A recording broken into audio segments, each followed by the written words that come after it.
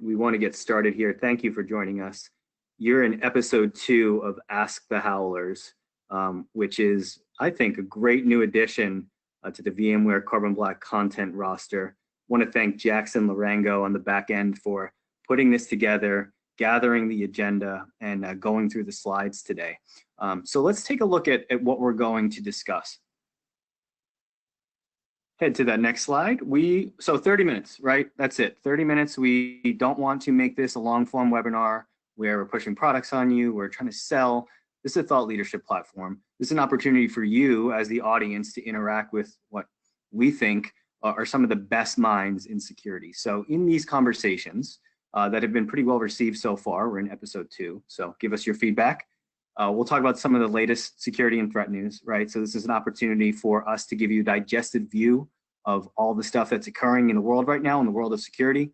We'll have our experts do a brief roundtable discussion, and perhaps most importantly, it's a chance for you to interact with these folks. This is an AMA session, ask me anything. So if at any point during the conversation, you have a question, comment, use your chat box there, and we will get to it in real time or save it for the end. And there will be an email going out at the end of this with the recording and show notes. If you're a fan of the Tim Ferriss podcast, right, you know that a lot of those podcasts and a lot of those webcasts have a lot of content in it. So don't feel like you need to take notes on URLs or specific stories. Anything that we discuss in this session and a little bit more will be emailed directly to you. So with that, I want to introduce you to today's panel. If we can jog to the next slide. So my name is Ryan Murphy. I'm a founding team member of the Carbon Black team now in the communications department at VMware Carbon Black.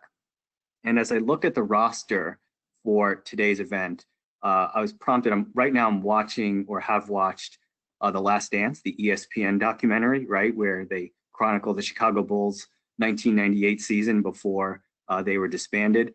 And throughout that series, if you're a basketball fan or you have memory of it, Michael Jordan, Scottie Pippen, Dennis Rodman, the key protagonists, right, in the 90s, so ubiquitous, some of the key players that made the NBA so great during that time period. And it's analogous to who we have on today. And I'm not sure which of you gentlemen would be Dennis Rodman, but certainly in the security space, Jared Myers, right, technical lead for the threat research team. He just put out a blog today on the Carbon Black blog with some brand new research, so head over and check that out. We have Jimmy Astle, longtime contributor across Carbon Black, and Greg Foss, whose name might be familiar to you if you've read some of the long form reports that we've put out. All three of these gentlemen, extraordinary security minds. They are part of what we call the Howlers team at Carbon Black, which comprises security evangelists who, outside of their day jobs, have committed themselves to making sure that audiences just like you are kept abreast of the latest trends. So Jared, Jimmy, Greg, welcome to the session today. Appreciate your time. This is quite the all-star roster. How are you guys? Oh, we're good. Cool. Doing well. Great for having us. Nice. Well, really looking forward to this, recognizing that we do have a short timeline, and truly, if we wanted this to be 2 hours, we really could make it that. But let's kick off in style here. One of the articles that you sent over in our preparation for this, Jared, I want to kick to you, right? So the big concept, the big topic right now is work from home. And VMware Carbon Black has its own research suggesting that like 70% increase in work from home. And that number might even be a little bit low, like when you look at it. But with that, the cybersecurity discussion, how has that increased the number of cyber attacks that we've seen? We put out some research in our Modern Bank Heist report last week that indicate as high as triple-digit increases in attempted attacks and attempted ransomware. So certainly a notable data point when you look at the chart.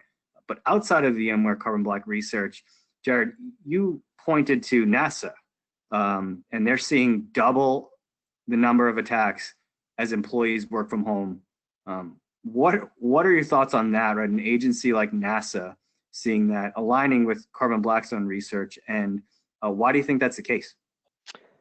I don't think it's just going to be NASA. I mean, I think probably a lot of organizations, and we could even like start to line out some verticals that I think are probably have bigger targets than others on their back. But I mean, from kind of a defender or practitioner standpoint, I mean, this is fairly expected, like taking some kind of like a topical event and then turning that into like an attack theme or a campaign theme is really the norm. I think where this really kind of differs is, typically if it's a holiday, they may be based around a U.S. holiday or a Japanese holiday or whatever else for a specific religious event, and that's not necessarily affecting the entire world at one time.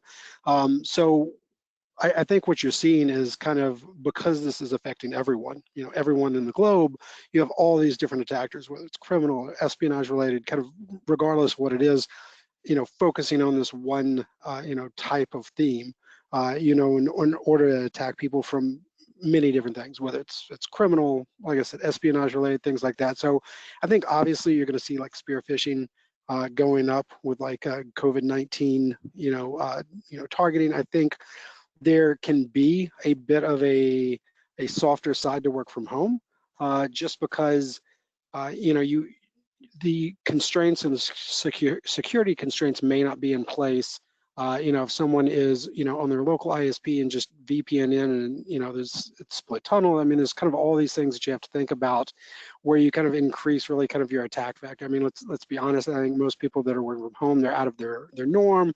They may have children in the house or parents in the house. I mean, it's kind of chaos, and they may be just more willing to click on a random link that gets sent to them because they're not just the kind of the 100% focus that you'd have in an office. So I think kind of you take the combination of that and just the fact that there's so much information that's being sent out about this. Inside of our own organization, we get updates on COVID-19 all the time, from inside of our organization. So it wouldn't be unlikely to see that elsewhere either. So that's it. I mean, but yeah, I think anyone doing whether it is pharmaceuticals, research, I mean, those kind of organizations have very big kind of targets on their back right now, and should definitely pay attention to their employees for work from home. Yeah, and the word opportunistic just keeps like coming to the surface for me, right? And not to trivialize what COVID-19 has done on a global scale, but if you narrow in on how it's affected cybersecurity, like this is the latest opportunity, right? We've seen spikes. You see spikes around retail shopping season. You see spikes around the Super Bowl when there's Olympics, major events. It appears that this is on a global scale just another opportunity that attackers are taking advantage of. I mean, is that accurate? Is this bigger? Like, what's your sense? I agree with you in the sense that, yes, I mean, this is what's happening is horrible from that standpoint, but it is an opportunity for attackers to leverage it. And because, like I said, it affects everybody. This isn't just affecting, the US or South America or Australia or, parts of Asia. I mean, this is affecting everybody. So at some point, it's just a much larger area to kind of, attack on from a lot of different things. So I think that's why it seems kind of amplified right now.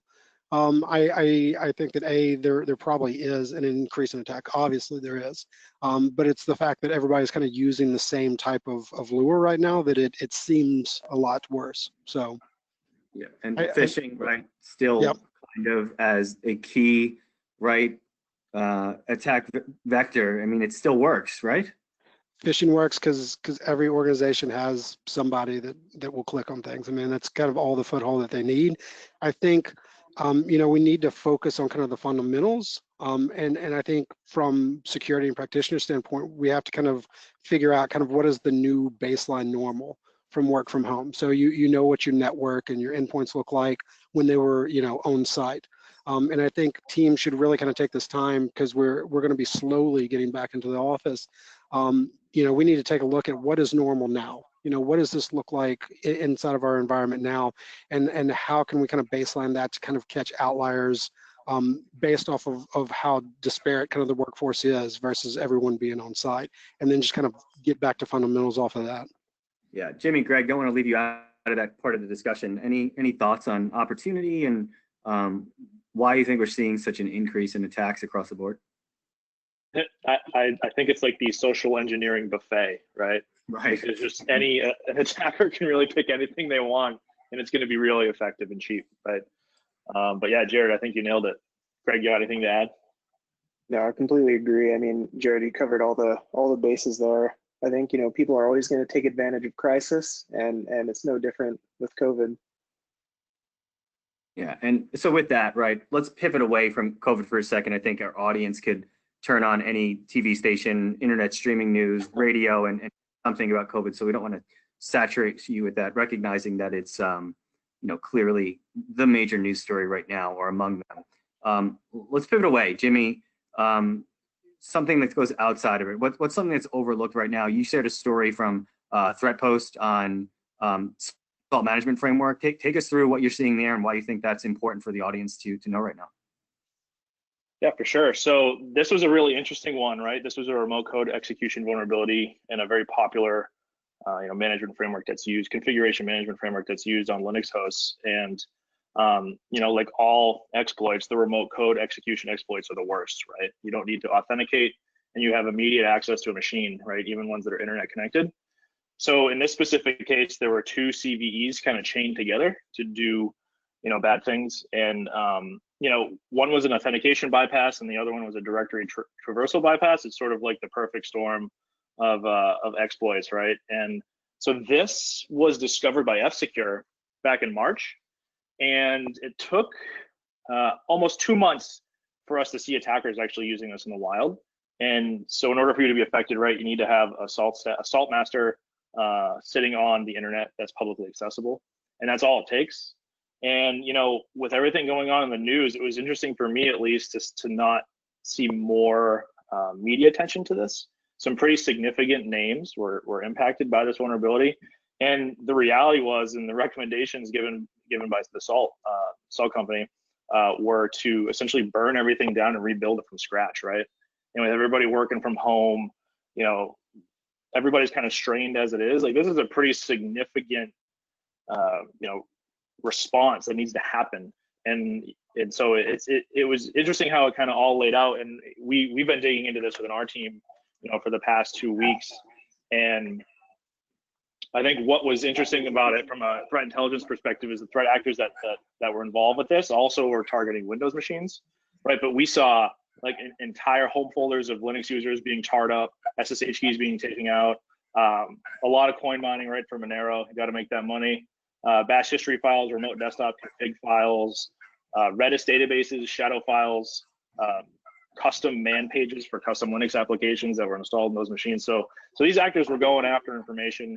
We saw shell scripts that were essentially worms. So they were mining SSH keys and just continuing to kind of move across the network. So it was a pretty significant vulnerability. And definitely I empathize with the teams that had to respond to this, during this crisis. And any sense why you think it might be underplayed on a media front right now? I don't know. It's I think there's just so much more to talk about in terms of the COVID times, right? And maybe Linux is one of those things too that isn't popular, right? It's not.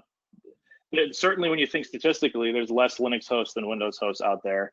But again, when you talk about exploits and things, or Jared just went over, you're spear phishing, getting access to someone's computers in finance, for example. You still got to make your way around to find access to machines. What makes this unique is that it was servers, build servers, email systems, Confluence servers, right? It was the crown jewels, as you wish, sort of immediate access to those things. Yeah, and you've seen a lot. I mean, in terms of severity, that ranks pretty highly among what you've seen, at least recently. Yeah, this had the highest CVE score you could assign to a vulnerability. So this was the real deal. All right, we'll share that link out with the audience because I'm sure they'll want to read more about it. Again, show notes will be sent out. If you have any questions along the way as an audience member, just pop it in the chat. We'll save it for the end or answer it in real time. Greg, let's shift to you. Let's talk critical infrastructure. We've seen an article. There's an attack on an Iranian port facility related to the pandemic, maybe, and what other considerations right now do you think should be made as we look at cybersecurity with respect to critical infrastructure, right? Arguably, you have countries dealing with a pandemic. If you add the possibility of a critical infrastructure entity like electricity or water or oil and gas or internet, right, being inaccessible, how does that change the dynamic? So I suppose, give us your thoughts right now, not only on the Iranian facility, but critical infrastructure in general. Right. This one I found really interesting. Just, looking at geopolitical tensions are still, there's still conflict going on. There's still kind of these quiet little battles taking place between, different nations and different groups right now. The virus, I don't know that this is directly related to the virus, but it is definitely something where they could be leveraging that. Supply chains are already significantly impacted across the world. We're looking at all these companies facing issues with, how they're getting product out the door and things of that nature. Where all of a sudden, where they would normally ship things like, certain types of bottles of milk that go to schools and stuff like that, now they have no market for those. It's really, shifted a lot of organizations in that way to begin with. So adding on top of it a major cyber attack that disrupts actual shipping and receiving facilities is something, adding just even more complexities for them to deal with at this time. This attack in particular, it is believed to have been perpetrated from Israeli operatives, presumably in retaliation to an earlier attempt by the Iranians to attack computers that operated water distribution systems back in Israel. So this attack, it's commonly thought that this was in retaliation to that. So they went after their shipping facility or their port and essentially locked down the whole port. So they couldn't, send goods out. They couldn't receive goods. It was like this whole standstill for a few days. And that kind of attack has such a major ripple attack on the whole, the rest of the supply chain, all of the bottlenecks and everything that already exist for these people getting these goods and services to stores and to the population, and selling these goods to other countries. It impacted that significantly. Then, even if it was just a couple days, that has a very significant lasting impact. So, whether or not it's related to the pandemic or they're taking advantage of it, I think it definitely doesn't hurt their mission. It adds extra injury to this attack taking place. But what I found most interesting is just the fact that these cyber attacks, these missions are still going to take place, regardless of these extraneous circumstances that we find ourselves in now, dealing with this pandemic. So I just thought it was interesting. It shows this trend we've actually been tracking over the last year, in our cybersecurity outlook report for 2019. When we looked at all of these attacks that we saw over the whole year, the #1 industry that was impacted primarily by malware such as ransomware and wipers was energy and utilities. So I think it's just interesting, that is such a major target for these especially destructive types of malware. And I think that trend is definitely just going to continue increasing, and adding on top the complexities that come with the pandemic, that's only going to help those matters. So 2 takeaways from that, and the first is obvious, right? I think to anyone, is that increasingly cyber attacks can have often or potentially dramatic real world effects, right? Especially when you're talking about critical infrastructure. I think that's obvious. The second one is in the difficulty of attribution, right? And for any threat researcher and any security professional, like, hearing the term attribution causes a wince to some degree, right? Because politically, it's so important. If warfare in general is shifting to cyberspace increasingly, right? Not saying it's only happening that way, but if it's shifting there, the politics want to know, well, who did this so we can retaliate? But to cybersecurity practitioner, right, who's in charge of defending their own crown jewels, does attribution matter? Does it matter if it was Russia or Iran or China, or is the primary focus on, hey, how do we stop this kind of attack? And I suppose that's an open-ended question for anyone, but Greg, we'll start with you. Does attribution matter to security practitioners? Yeah, that's a great question, Ryan. I think the big thing is, attribution matters in context, in certain contexts, but in general, it's so difficult to prove attribution. It's very easy to make malware look like it originated somewhere else, like, a different group is behind it, proxying your network traffic and things like that. All of this is very easy for attackers to do, especially if they want to make it look like a specific adversary was behind something, or they want to pin an attack on someone else, or just simply hide their tracks. It's one of the things we don't focus a whole lot on attribution, just because there's a lot that you have to really go into, a lot of depth that you have to go into to actually prove that out in any sort of verifiable way. So it's a difficult one. I think it really matters depending on what industry you're in and how you're going to be most affected by that attribution. For most companies, I would say it's not important. The most important thing is to make sure that you can withstand cyber attacks, you have disaster recovery plans, and then you have adequate protections in place to prevent these things from happening in the first place. Jimmy, you've talked about attribution before, at least with me.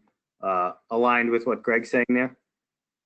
Yeah, I echo everything Greg said. And I think, at least the way I look at it is attribution is important, but unless we're the government, I don't care who's doing it. What I do care about is grouping threat actor behaviors together to sort of study and understand, am I protected? Do I have the right visibility into techniques that some of these actors that target my verticals, so and this is definitely where MITRE, right, is. So we live in that a lot in our team, and we study, there's a lot of overlap. And so attribution, saying, hey, Iran just hacked into my company, that there's nothing you can do about it anyways. I think it's much more important to look at the academic side and sort of look at the behaviors and group things and study that piece of it. Yeah, Jared, final word there. Any thoughts? No, I agree. I mean, doing proper intelligence, is something that's left typically to government, military organizations. When you take away kind of some of the details, so the malware that's used, the IPs that are being used, it all kind of follows the same script. They have to get in somehow, they have to figure out where they're at, and then they have to find what they're after and get there and steal it. And I think, just to what Jimmy was saying, when you boil it down to kind of the, you put things in buckets as far as like tactics and, actor characteristics, there's a ton of overlap, so it can be, I think, just as beneficial to focus on, looking for, this occurs, whether it's something like credential dumping across 99% of the attack groups out there. So why don't we not worry about where it's coming from and worry about just on catching that, and then what comes before and after that. So I think your best bet is kind of focusing on the characteristics, like Jimmy said. Got it. All right. Being sensitive to time here, about 6 minutes left. And again, if any questions that come up, please pop them in the chat. We'll reserve a few minutes at the end to interact with you directly. But so open question to the floor, and I suppose we'll start with Greg. Any verticals in particular, industries that you think are more likely to be targeted during COVID, right? Carbon Black has data suggesting that finance is leading the way. Healthcare, right, obviously jumps to the top of the list here. Beyond those, any other verticals that you're most concerned about, and why? Yeah, and I think what Jared touched on earlier, this isn't going to be limited to any companies specifically, or even any verticals. I think a lot of hackers are opportunistic, and they're just going after, who's going to be an easy target, who's maybe a larger company who has more percentage of potential targets that would click on things that they could send them. Some of the one I think is most concerning would be, what we've seen in terms of the uptick against attacks against energy and utilities, just because, that is such a core component to everyday life, as kind of that bridging that gap between, the technology and the physical world. Attacks on any of that kind of stuff, I think, are especially damaging and especially scary. Something we should definitely be cognizant of. Yeah, Jimmy, what are you realizing that we already mentioned utilities and healthcare and finance, and maybe you agree with that, but any other verticals that you think jump out? No, I think those are the ones that make money, right? And they all kind of are intertwined together, and without one, you don't have the other. But certainly, attacks against, our financial markets like Wall Street and things like that keep me up at night. Energy sectors definitely keep me up at night. And even our specifically like our power grid, right? Like it's scary what can happen. Yeah. Jared, thoughts there? Yeah, I would have to say, obviously, energy critical infrastructure. I think one organization in particular, so universities doing research, especially right now, have a huge kind of target on their back. So, I mean, I'm here in Baltimore, there's Johns Hopkins down the road. I mean, like they're presumably doing cutting edge research, related to this. And there are many countries, states all over the world that would much rather steal that than try to reproduce it themselves. And then that kind of, I think, trickles down to people that are producing pharmaceuticals, people that are producing, machineries that's needed for this, for this type of thing. So I think anybody working in that kind of space, and that's kind of a broad term of healthcare. I mean, it's not really healthcare, it's more like research and then kind of biofarm, I think could be extremely vulnerable right now to just not necessarily new attacks, but a lot of extra interest, and people going on, how can we get this data, even if it's just IP that's being stolen, for absorption in another government. Yeah, no, that makes sense, unfortunately. So Jimmy mentioned some things that keep him up at night. Jared, beyond what we've already mentioned, hopefully you're getting some good rest amidst all the research that you're doing. You do have a chance to rest. What are some things from your professional point of view that keep you up at night? I think as we just continue to see it, and we have seen an increase in, cases coming in, I think kind of what always keeps me up at night is some of the just breakdown of fundamentals, like lack of multi-factor authentication, lack of, things hanging off the internet.